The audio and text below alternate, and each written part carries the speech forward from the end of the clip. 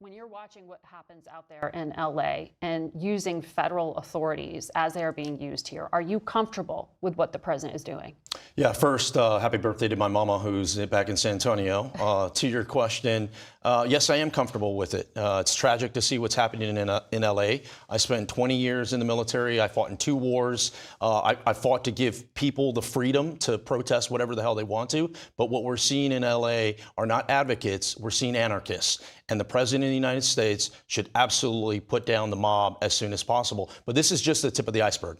Are you comfortable with active duty Marines being put on high alert for possible deployment to quell a civil disturbance? If need be, but you always want to escalate. Against the will of the governor. You always want to escalate to de-escalate, but it first starts where you have to have local law enforcement get engaged. But if local law enforcement is removed, and then you don't have the state law enforcement, then who is going to take care of the people? I want to see safety. I want to see safety and security, all places to include LA. But once again, this is the tip of the iceberg. We're talking about 100,000 people that have been deployed, or that have been deported. The numbers are about to go way up. Well, we have reached out to the state. We have reached out to the mayor.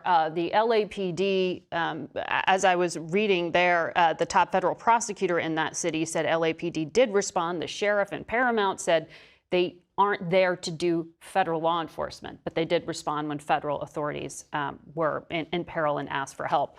But bringing it to your district, you have a major city, you have San Antonio. You also have rural areas. Is the administration targeting blue cities with blue governors they don't like, or are you seeing similar actions in Texas?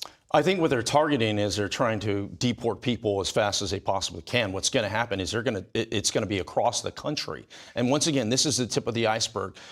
Joe Biden took a hatchet. What do you mean by that? Joe Biden took a hatchet to an already broken immigration system. Right now, there's over 400,000 asylum seekers that under the last administration had their cases closed without adjudication. They weren't given a yes, they weren't given a no, they just had their cases closed. So one could argue that these 400,000 people are in this country illegally and should be deported immediately.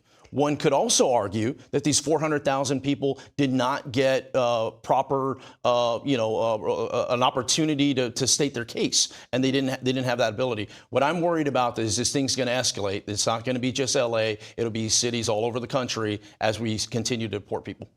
You said back in November the administration would fail if it began going after non-violent migrants. You said if the message is we're here to deport your abuelita, this is not going to work well. You heard our reporting.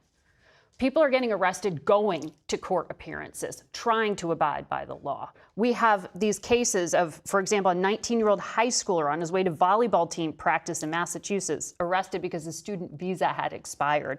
An Afghan soldier in Houston who used to guard American soldiers at bases with 8 kids to his name, arrested even though he entered this country with legal status. Are these people the worst of the worst?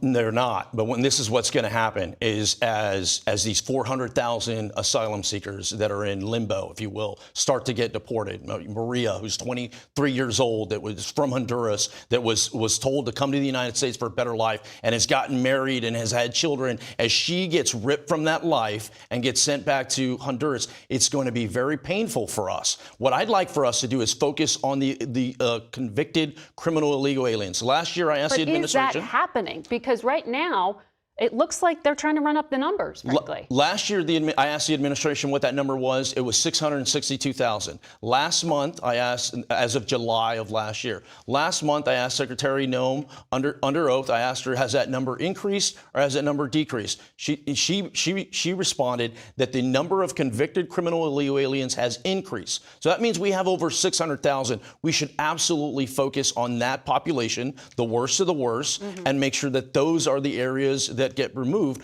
Otherwise, it's going to take us down this route of constant civil conflict. The vice president used what's happening